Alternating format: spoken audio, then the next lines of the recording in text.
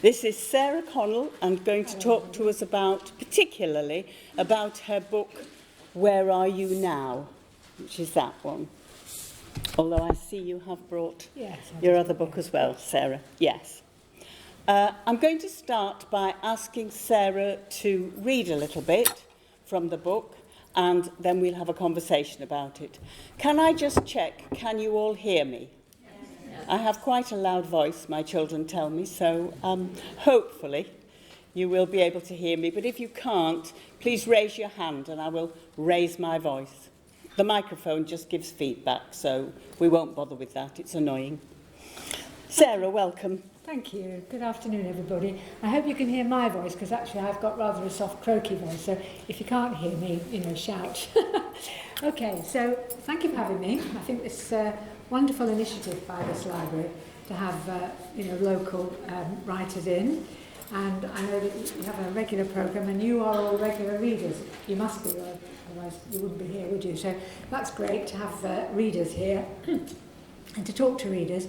I'm going to start by reading a bit of this novel, which Kathleen's going to ask me about.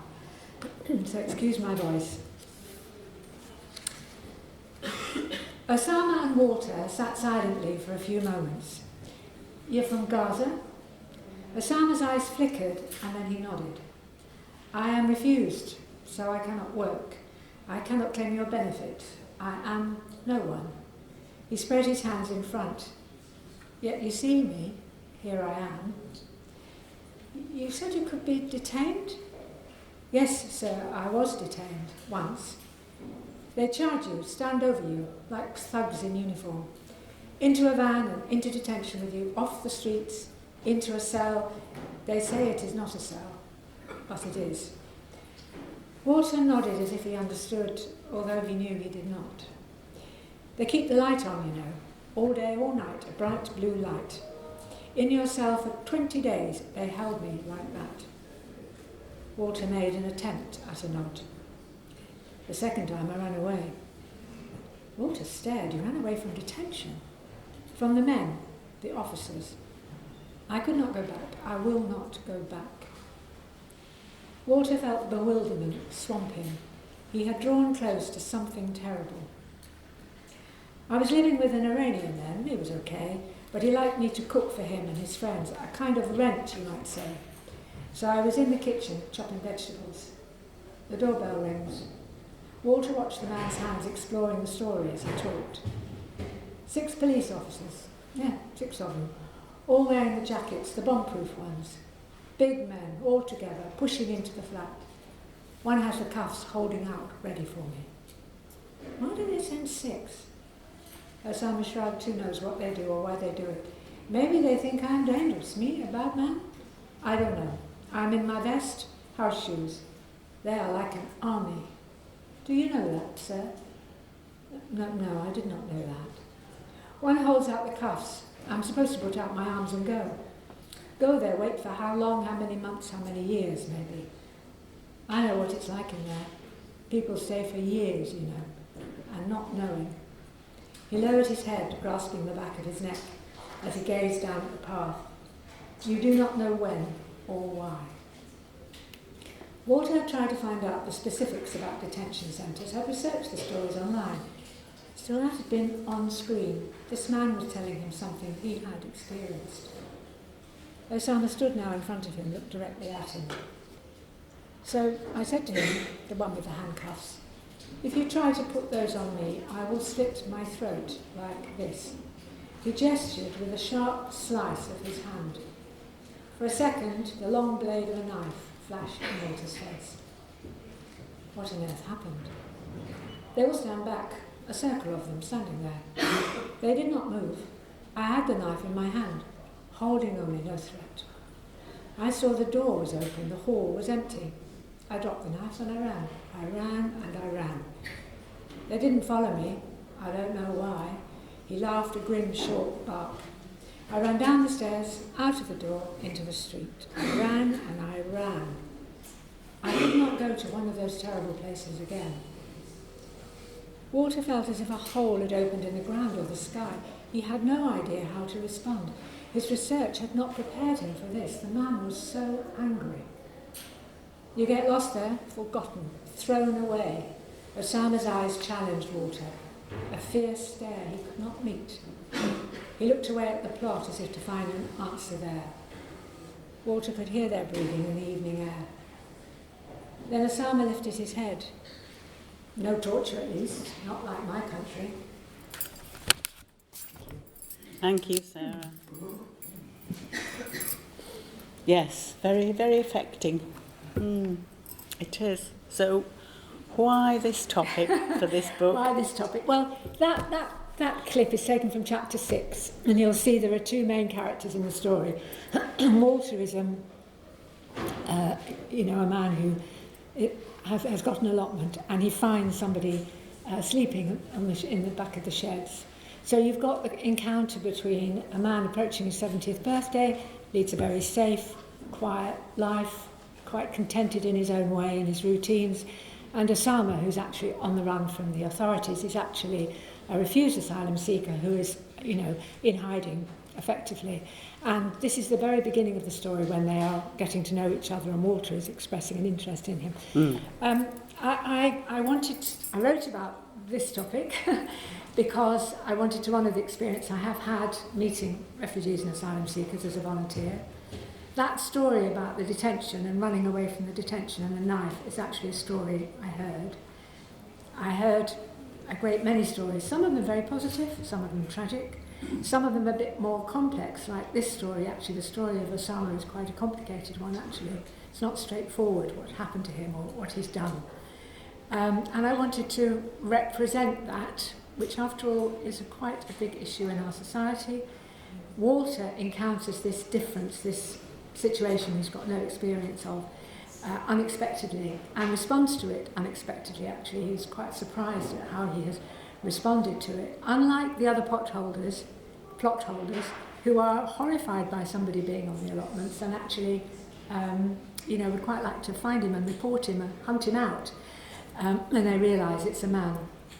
And Walter behaves differently, and that changes his life, actually. So that encounter between individuals is one of the things I really wanted to talk about. So this isn't a political novel. If you don't know anything at all about refugees and asylum seekers, you might learn a little bit, but that's not the purpose of the novel. So that's one reason. The other reason is because I wanted to write about a man. And I think actually that started first. I think I had the character of Walter in my head before I brought Osama in. See, I've written about women, and I'm a woman. I've been involved in women's issues, women's education. I'm interested in women. So this is about a woman in her 40s who wakes up one morning and finds her husband has left her for no reason that she knows. This is about three women, random three. It's got three women in it. A young woman who's struggling to bring up her little boy, a middle-aged woman who's a bit of a do-gooder, and an old lady. So I consciously wanted to have a male character, and that's, Walter is really, in many ways, where I started with this novel, but really it's about the human connection between two individuals in a very difficult situation. And Walter is a very empathetic character. He develops throughout the book, doesn't he? He does, because yes, of what yes, he learns. Yes. But so where did your characters, where did you draw Walter from? Well, I suppose it always starts in the back of your head, it's an imaginative thing. I decided I wanted to write about a man. I wanted to write about a man in my age group. I'm sure we have a common experience of people thinking you're old and therefore that's the main thing about you. And Walter is approaching his 70th birthday, but he certainly doesn't want to be treated like that. So I wanted somebody who was in that category. I actually know some, and I wanted a single person. Somebody who lives on his own. Walter's had two marriages. One, his first wife died, very sadly. Hasn't really recovered from that grief. And then he's had a short and not very successful second marriage. He lives on his own. I'm quite interested in how people manage that, how they give shape and purpose to their lives. I don't, as it happens, live on my own, but I know lots of people who do. And I know quite a few single men who thought that Walter was going to be, or would be, about them, but it's not. I just, just to be clear, so I started having this idea of this man, and I gave him the name Walter, which was is one of the ways in which I pinned him to the allotment, because I knew a very, very old man, actually quite disabled gentleman, who was called Walter, who I was very fond of on our allotment. So I gave him that name. And then at the stage where I was thinking, because how it works for me is that it grows in my mind, in my imagination. It takes time, and I'm thinking about it even when I'm doing lots of other domestic and other things in life, like we do. But when when he was growing, if you like, in my mind, I passed him in the street. So I was walking up the hill in my hometown. I haven't got many hills, but there was a little bit of hill. I was walking up the street, and this man walked past me. And I stopped and I turned around, and I saw this energetic looking, quite smart, rather, quite pleased with himself gentleman in a smart jacket, and I thought, that's Walter. And once I had a visual for him like that, then he was real to me. Yes. So yeah. so that it works differently, I know, for other writers, but that's how it works for me. I imagine the character, and then they grow, and then you start to know them. Yeah. I mean, at some stage you might make a few notes about them, but basically you create them in that way, The character of Osama, just to say, is actually based on a real person. Somebody I knew. Yeah. Somebody I saw every week because I was responsible for giving him a food bag, and £10, which we give refused asylum seekers who have got no other means of support. It's all we could afford. We used to give him £10, the City of Sanctuary. And he's the outline of his story is something which actually happened. It's not him, though, just to be clear. For one thing, I'm not in touch with him anymore. He's, like a lot of people, who's vanished. Yeah. I did say to him, I'm going to put you in a book, and if you want to tell me something that I can, but he never did, and I never asked questions. I don't think it's appropriate to ask people questions. And I haven't tried to write about from his perspective. There are writers who do. Yes, there are. Yes. Increasingly now, because it's such a real live issue, a live fact in our lives. You might have read The Beekeeper of Aleppo. I don't know if anybody has read The Beekeeper of Aleppo. It's a very successful book. But it's not written by a refugee, but she obviously knows that Syrian man very well. And in fact, he's on telly, you can meet him, he sells his honey sometimes at these facilities. So I think that's quite a tour de force, but for me that's, it's like a boundary I'm not going to cross. I don't think I should try to imagine what that is like. It's very far removed from our experience, so I haven't tried that. So the character of Osama is based on a real person, but that's as far as, yes. as far as you can say. But Osama, his life, the way he progresses through the book is quite complicated, isn't it? It is, yes, it is. So was there a lot of research, a lot of finding out about the Home Office and what they do and their rules that you needed to hunt out? Well, I think, you have a responsibility as a writer to be accurate. You do, yes. Absolutely. Yes, you do. And this is a contemporary, obviously, as I've already said, a very live issue. This book is actually dated, I've tried to date it anyway, by the quote in the front, in 2018, so it's pre-COVID, and it's pre a lot of developments in the Home Office since then. So when I wrote it, I was familiar with the outline of the situation, and I knew people who were in those situations. But as I say, I'm not writing historical fiction, which obviously would be an enormous amount of research, but there's still a responsibility to make sure what you're saying is right. And I thought about Walter doing research. So I did the research online that I thought Walter would have done.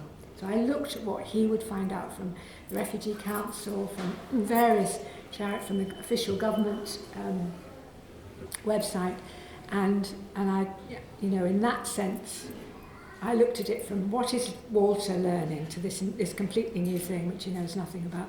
How would he find that information, and how would he feel about it? And that's where I came from. Right. Yes. So Yes. So it is. I have, what I've said here about Osama's situation is what I know was happening to people then. Yes. If I wrote it now, it would be a little different. Yes. Yes. But Yes. but broadly, the sort of the development line of national policy and Home Office policy was well established in 2018. It's not, there have been some developments, Yes. but broadly speaking, the Yes. situation has got worse, but it's very similar. Yes. Yes. But Osama is not the only character in Walter's life. No, it's not. And his daughters don't quite agree with his view on life, do they? No, they don't. No, and I don't know whether that's a common experience. I think it may be. That your adult children see things differently from you. Yeah. No, he's got two. He's got a daughter by his first wife who died, and a stepdaughter, and actually he's on better terms with his stepdaughter Gabriella than he is with his own daughter, who's estranged from him since her mother's death, or seems to. And they are leading different lives, aren't they? And I think that's a common experience. That he doesn't necessarily understand their lives, and they don't necessarily understand his, and they are worried about him taking on this new person, this stranger. It's the stranger in the midst, isn't it? It's the stranger in the nest. Who is this person? Particularly Celia, his daughter, when she finds out quite how close Osama's come to her father. That's a threat, isn't it? And I think that's in family situations, that's understandable. Yes, I think it is understandable. Yes, it is, and yes, you can see that the fear that she has, that his daughter has, for what he might be just taken for a ride, that he might be just persuaded to part with his money, persuaded to move out of his house. You can see that she's and quite... fear underlines a lot of our reactions, both on the global and then the national scale, and then individually we are frightened by lots of situations that are new to us and that we don't understand them, particularly when they involve what is sometimes called the other, the person from outside. Yes. And of course the other allotment, the other plot holders on the allotment. Yes, they are. Are they drawn from people you may have encountered? Well, in the broadest sense, yes. I don't think anybody would pin a name on them, but yes, they are. No. Yeah. And I think, again, that's, people are outraged, aren't they, by the idea somebody's coming into their place. And that's their... The interesting thing is that Walter is different. Yes. Walter behaves differently. Yes, he does. Yes, he does, and that's what makes him such a warm character, really, isn't it? Oh, well, good. Yeah, I think so. Yes. So, are you a planner when you do this, and when you're writing your book? Did you have this planned from beginning to end, or did the book start and take its own route? Well, both in a way. I'm not a planner. I think if you write crime novels, romance, historical fictions, when you've got a huge number of structural factors to take into account, and often you've got, crime novels have to have a certain structure, don't they? There are formats, if you like, that you might be playing with, and I think you need a lot of planning for that kind of writing. I don't come from that category of writers, so mostly it's development. But I did know where this would end. You did? Yes. So, because I'm following the truth of the experience. Right. Yes. So the way it developed and how and what I used in the story and what I left out, largely, and I think everything I've written, I imagine the next stage, I think about what's going to happen next, and then I write down what happens next, and then I look at it and think, does that work? So it's a kind of, there comes a point when you've written quite a lot, or maybe about half of it, I don't know, but you've written quite a lot of chapters, when I think you need to make some notes. You need to think, hang on, who is that person that you've just put in there? What do you know about them? You might never use those notes, you might never need to know where they went to school or what they did for a job, or sometimes what they look like, but you need to do it to start rounding it out. So in that sense, there's quite a lot of note taking, and I literally wake up in the night and think of a phrase, because you're trying to find the words to capture what you're trying to get at, and sometimes they just come to me. So, you know, there's a lot of writing things down, not quite the same as thorough planning, which I know a lot of writers do. But to me that would, I don't know, it would restrict me or it would hold me back. You know, I let it grow. It's organic. I let it grow.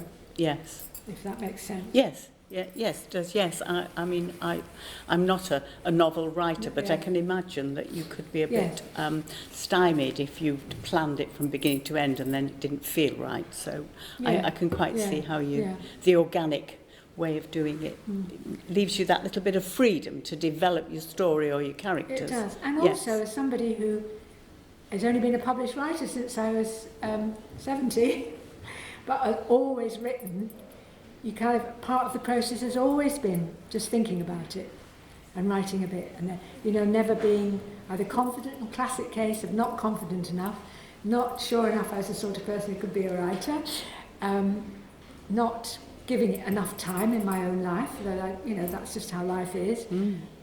So it's always been something which I've let happen.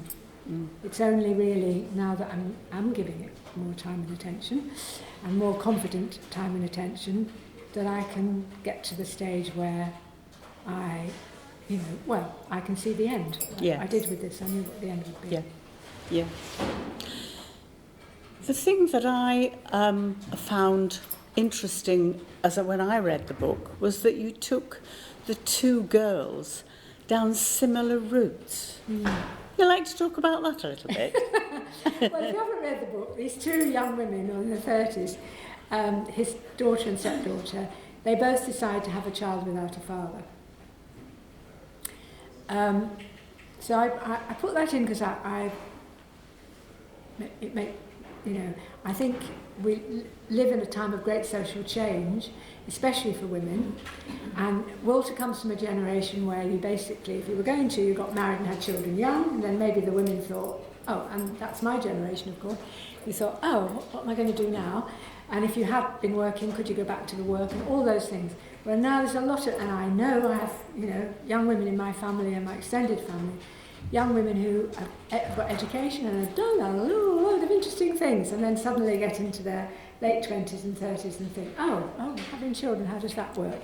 And I think they can make very different choices, and I know about some of those choices, not in my own family, by the way, but in my extended friendship group. And so I just think it was interesting to see how Walter would deal with that, because it's a very challenging thing, especially his own daughter's choices in particular, you know, and to conceive a child without the obvious process going on, and to then acquire, as Celia does, two gay dads. And I know a family where that has happened, and they've dealt with it absolutely brilliantly, but it was a challenge, particularly to the father. And so I wanted to explore that, how Walter would react to that.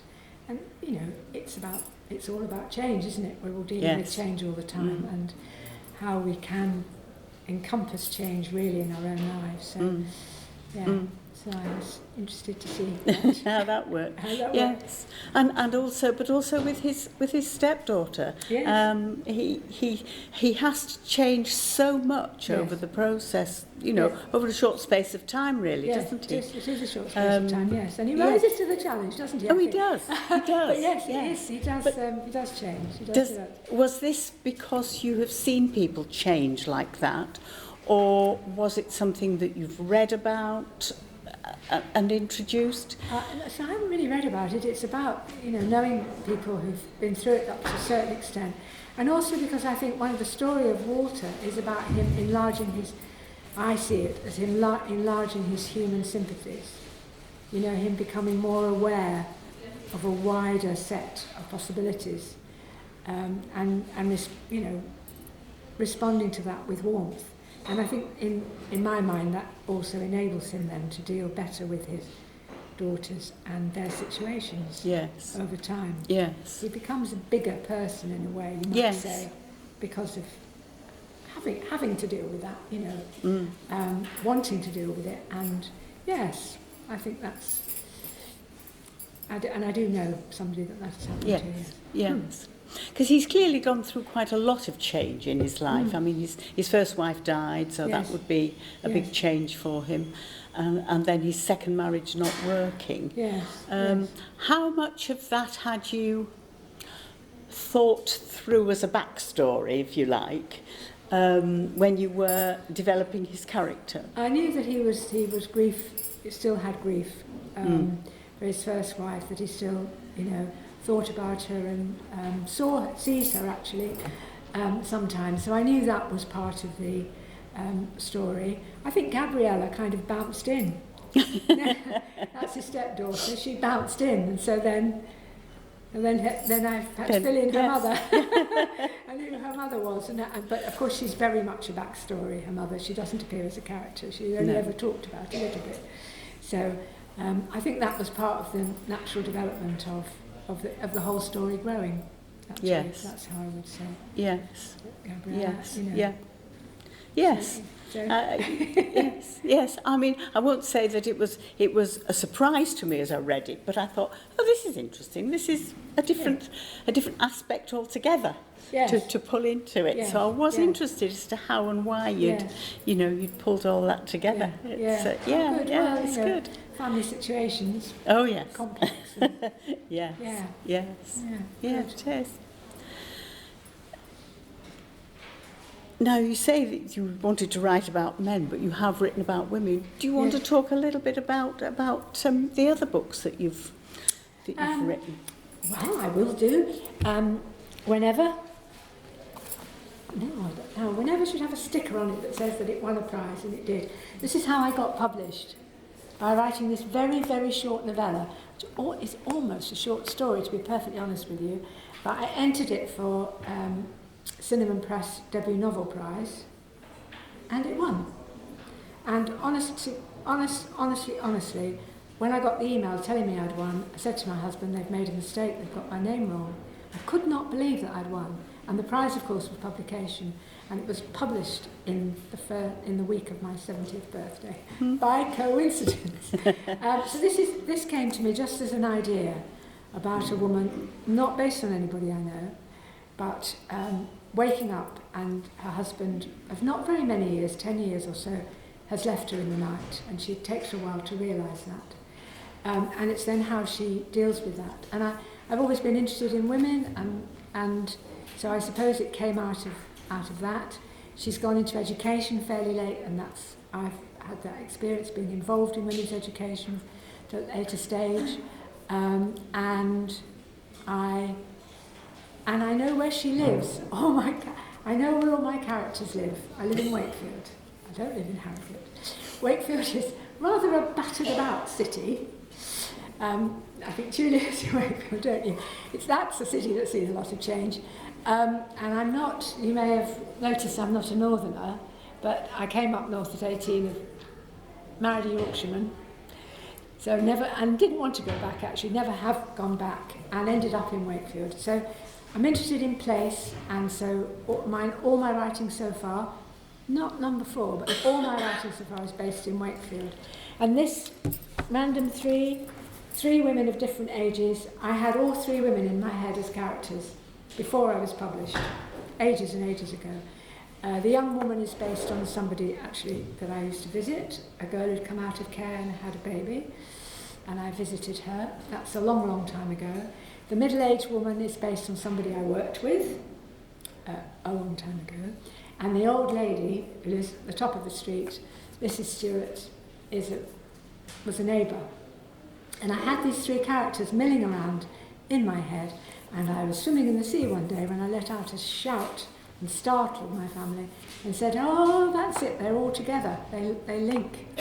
So they all live in Wakefield. 2 of them live in the same street, which is the street where I used to live, and Mary lives in the flats. I always know exactly which house my characters live in. I know where Walter lives, because the sense of place of where they are, maybe it's because I'm quite a visual person, imaginatively, I have to see where they live, I have to see where they are. So, so they're all set in Wakefield. Right.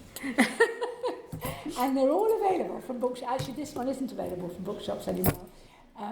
It's out of print, so but you can buy a copy from me if you want to.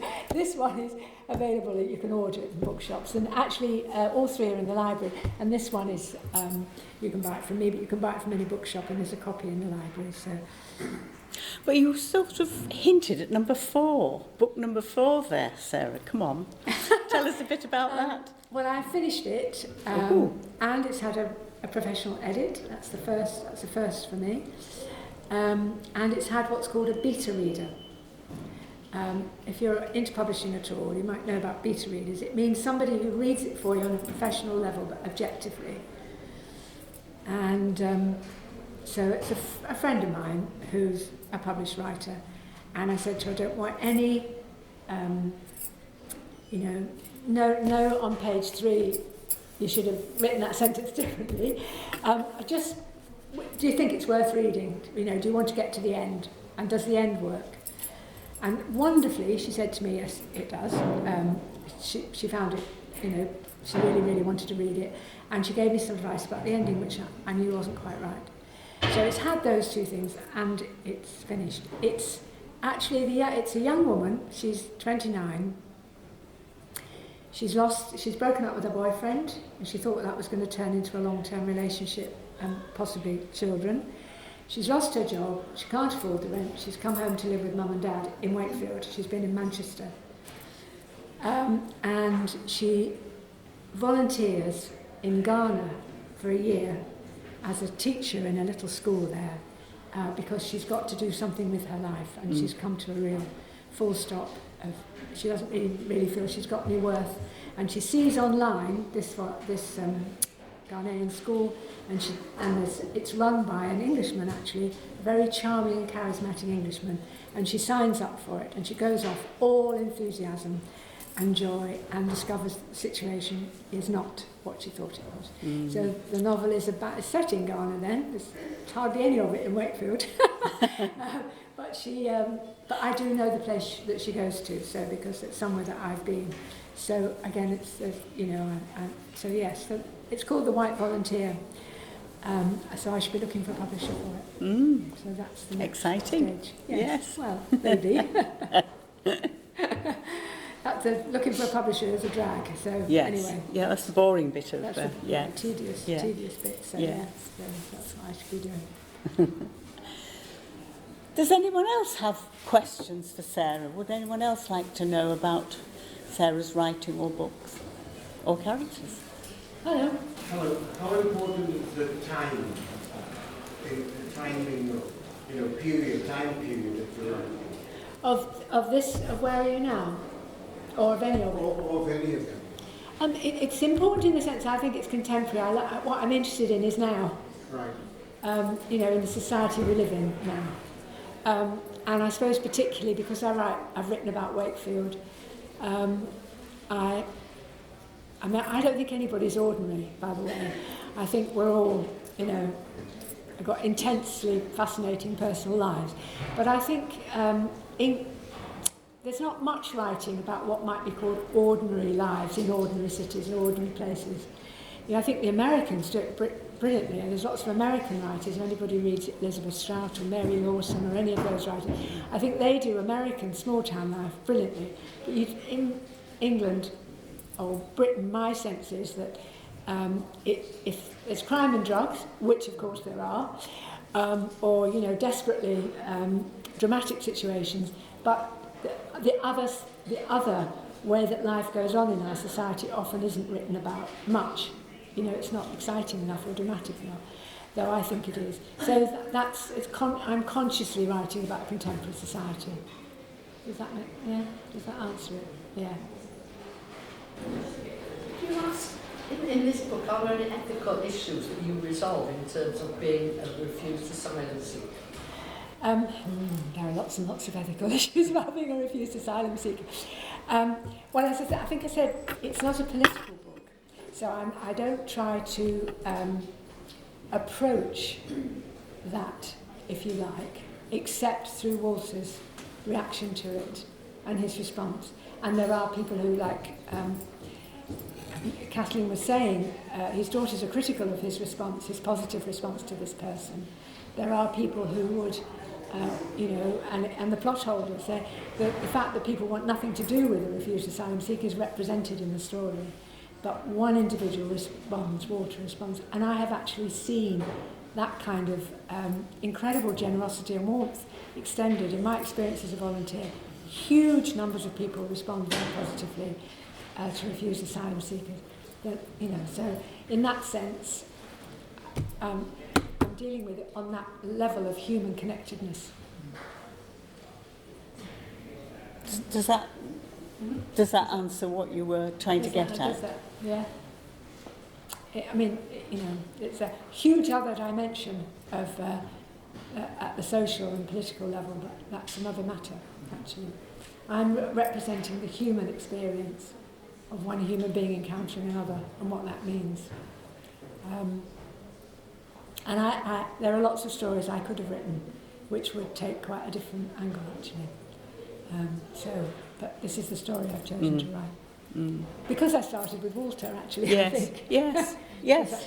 Because Walter's the central character. Yes. So. Anybody else? Anybody else?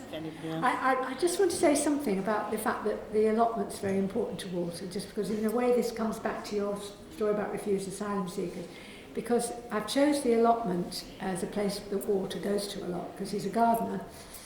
And when you write a novel, you can put in all the things you're interested in. I'm interested in gardening and cookery, so you can put that in. He's interested in food, and he spends time in his allotment as a way of giving his life shape and being in the natural world and growing and going somewhere peaceful and green, all those things which...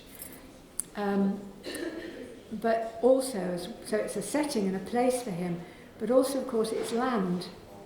And people who have allotments think that they own it. Of course, they don't usually. Sometimes they do, but usually they rent it from the council. And the council gave it so that people could have access to land and access, that was a whole movement about people needing land. And you think about our long, long history going back in time, pre-enclosure and then pre-industrialisation, people lost the right to have land. And it became something post-war that people need patches of land. But, it's a land that's got Walter's allotment's got a locked gate. It's got fences, it's got boundaries. It's people think that it's private, and then somebody comes in. That sense of, invasion and trespass, and somebody coming in when they've not been invited and maybe they don't actually belong at all, is something which is I think it's part of the whole psychological issue of asylum seekers, and so that is, to me, that's the importance of the allotment in the story. Yes, because the other allotment holders do feel invaded, don't they? They do, yeah. Even before they know who the person is. Yes. It could have been a neighbour, but whoever it is, they feel invaded, don't they? And they express that. Yes, and they have a hostile.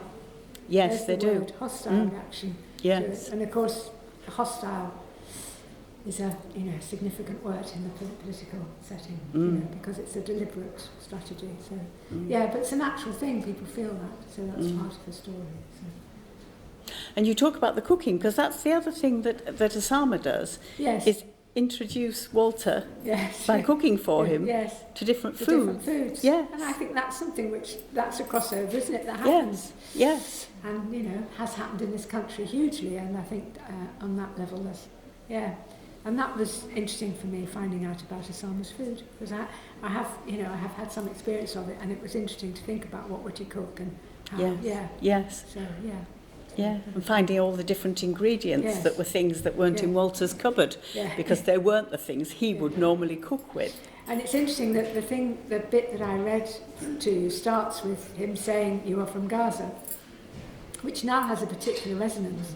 It did in 2018. It didn't have quite such as I was conscious reading it that people would think of Gaza, but actually, obviously Gaza's a problem and things were happening in Gaza in 2018, but it's slightly different now. But that's Osama has said he's Palestinian. That's part of the story. That he comes from somewhere else. And he makes a mistake, and I think that's the other thing. We expect people to be heroes or blameless. Yes. Because especially if terrible things have happened to them, but people are not blameless and they make mistakes in all sorts of ways, especially when they're frightened and they're, been through a great deal. So I think that's part of the, the impact of the story. Yeah. For me. Any more questions? Anybody else like to pick up on any of those? Hello, Edwin. I was just wondering, since you're writing books on contemporary social political issues, how do you avoid introducing the politics into it? I know you're discussing between two people, but how do you avoid that? How do we avoid it? Well, just by not doing it. And if you're doing it through characters, I'm not writing it. If I wrote Sarah Connell thinks, Sarah Connell said, Sarah Connell wanted to say, it would be different, wouldn't it? But I'm not doing that because I'm thinking about, I'm imagining and I'm putting myself into the shoes of somebody who isn't me. So I think, and I think it's interesting that this has become so much more obviously political than when, this was only published last year, it only came out last spring. I finished writing it into, end of 2019. So, things have changed a lot, actually, since then. And we're now in an election where it's another issue again, so but this is not a political book. Hello. Oh, just a little observation from me. I've not been to Wakefield, but I am aware that there's a link with royalty. Oh, really? Oh, right, okay. There's very, very good, at least in the past, rugby team, Wakefield Trinity. Yeah, And, yes. by the sound of your description of Walter's allotment, I think I'm going to have to go to Wakefield and have a look at that allotment. It's quite interesting. Good. Okay, good, yes. You'll need a key. I know, I've still got a key. I haven't got the allotment anymore, but I've still got But a you've key. got the key. I've still got a key. There's a community garden there, so I can go and pick apples in the autumn. Lovely. So. Well, I'm just going to say thank you very much to Sarah, because that's been fascinating. Thank you. Pleasure. Thank you for coming and thank you for talking about it. Okay. And perhaps people will come up and ask you questions. Yes, and of course you can On buy their the own, books, yeah. because that's what writers do. And Yes. I am selling them at a discount. You have to pay a lot more in a bookshop. 4, 5, 6. Yes, that's right. 4, 5, 6. So if anybody wants to buy a book, I should be here. Come and Thank you. talk to Thank you Sarah. very Thank you. Well done.